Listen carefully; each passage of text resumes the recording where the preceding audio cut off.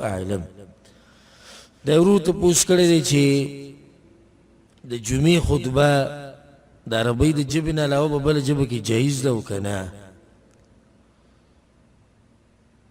الجواب په دې باندې خو د فقهاو اتفاق دی چې غوره دی چې خطبه په عربۍ ژبه کې، خو اختلاف په دې کې دی چې د عربي ژبه د خطبې دپاره شرط دی او که نه. بعض علما وایي شرط دی که د مخامخ خلک په عربۍ پوهېږي او که نه، بعض وایي شرط دی خو که مخامخ خلک پرې نه پوهېږي بیا نه. او بعض علما وایي چې نه، دا غوره طریقه دی چې په عربۍ دې وشي، خو که چېرته مخامخ خلک ناست او د هغوی ژبه عربي نه نو بیا په عربۍ کې نه کوي. او ناشنا خبره ته دا وکړمه، زموږ د اکثر مریان د خپل مذهب نه هم نه خبر. د امام ابو حنیفه رحمه الله هم دا قول دی. امام ابو حنیفه رحمه الله قول هم دا دی په کتاب رد المحتار په هغې په اولني جلد کې دا مسله راغلې ده چې غوره دا ده، او صحیح خبر هم دا ده، محققین علماو دا غوره کړې ده چې په عربۍ کې خطبه کول لازم نه دي، الا دا چې مخې ته عربي بیا خو لازم په عربۍ کې. وجه د هغې څه ده؟ وجه دا ده چې یو خو په دې باندې څه دلیل نشتی چې د عربیت د خطبې دپاره شرط دی. خطبه کې خو مقصد څه دی؟ مخامخ خلک پوه کول، وعظ او نصیحت ورته کول. نو که ته پکې دا شرط ولګې چې دا به لازم په عربۍ ژبه کې او مخامخ خلک عجمیان دي په عربۍ نه پوهېږي، نو ستا د دې خطبې مقصد څه شو؟ ته د څه دپاره لګیا وې؟ تا دوی ته څه ووې؟ اوس زه صحیح د په عربۍ پوهېږم، خو که یو کس ما یو جومات ته زه ورننوځم او په هغې کې خطبه په بنګالۍ ژبه کې کېږي یا په فارسۍ ژبه کې کېږي یا په بله ژبه کې، او په دې زه نه پوهېږم، څه ما حاصل کړو دې خطبې نه؟ هېڅ هم حاصل نه شو. خطبه په دې هفته کې چې دا یو خطبه د جمعې د مانځه دا ولې شریعت ایښودې ده؟ که نور نصیحتونه دې مسلمانانو ته ونه شي نو چې کم سے کم په هفته کې خو ته یو نصیحت کېږي که نه؟ نو چې هغه نصیحت هم د دوی په ژبه کې نه وي نو بیا مقصد څه شو د خطبې؟ بله خبره هغې کې دا ده، الله په قرآن کې دا خبره ذکر کړې ده، وما ارسلنا من رسول الا بلسان قومه. مونږ چې کله یو پیغمبر یو امت ته لیږو نو د هغوی په ژبه کې ورته لیږو. ولې یا الله؟ لیبین لهم، چې دوی ته خبره ښه واضحه کړي. د دې دپاره لیږلی. درېیمه خبره بله یاده ساتئ، صحابه کرامو به چې کله جهاد له لاړو، غزاګانو له به لاړو، فارس او روم دا ملکونه د خو عجم، نو دوی له به بیا د اسلام دعوت ورکو. هغه دعوت به ولا د مترجمینو په واسطه ورکو، ځان سره به کسان بولو چې هغه به د هغوی په ژبه پوهېدو، نو هغوی ته به ووایي دوی ته دا ووایي، دوی ته دا ووایي، دوی ته دا ووایي، نو چې په عربۍ کې ورته وایي هغوی پوهېږي؟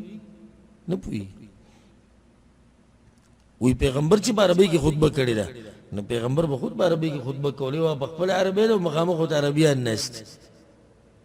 نو که یو علاقه کې عرب ډېرې عجم لګي بیا ورته په عربۍ کې خطبه کوي، ځکه ته به ډېرو ته ګورې.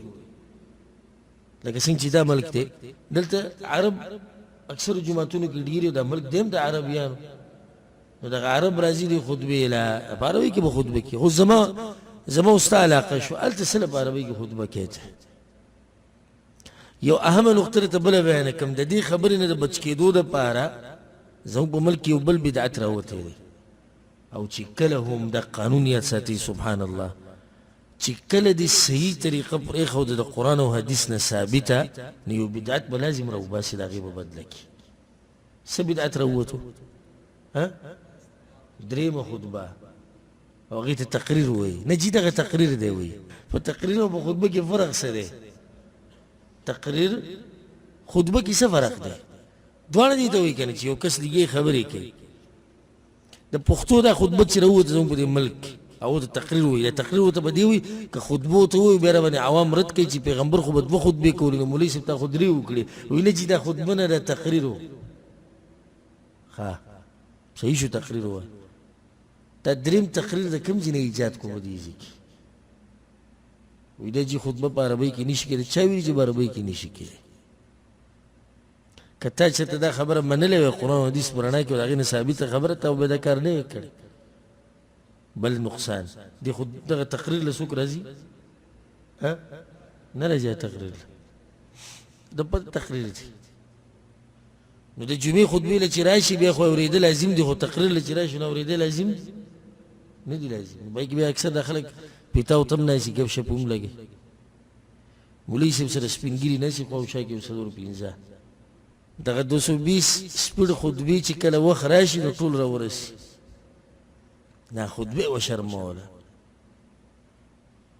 دې به ودرېږي په منبر اعوذ بالله من الشیطان الرجیم بسم الله الرحمن الرحیم انا اعطیناک الکوثر فصل لربک وانحر ان شانک هو الابتر. بیا به دو دعا ووایي کینې بیا بس بیا به کینې خبره مړه خطبه مو وایي وشرموله.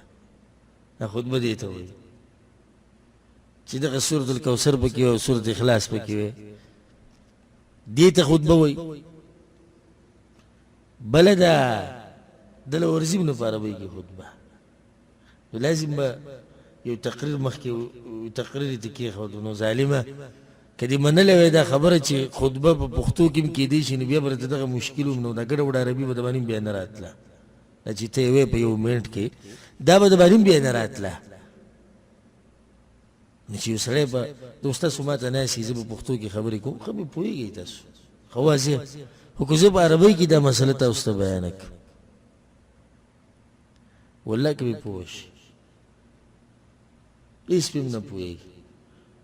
نو صحیح خبره دا ده چې د جمعې خطبه چې کله دغه جومات که اکثریت د عربو نه وي او هلته عجمي که هغه هرې ژبې ولئ نو دوی ته د هغوی په ژبه کې خطبه وشي او دغه دریم تقریر چې ورته دوی وایي دې ته څه ضرورت نشته. خطبه د اول نه شروع شو ښکلې خطبه د اخره پورې وشي. بل دا چې خطبې اورېده چې ول رالې بیا لازم دي پای کې اخوا دېخوا نشي کولی نو دا عوام به هم تا ته صحیح ناسي خطبه به هم هغې باندې به هم پوه شي او د دغه ګډې وړې عربۍ نه به د هغې نه به پکې هم بچ شي. والله اعلم.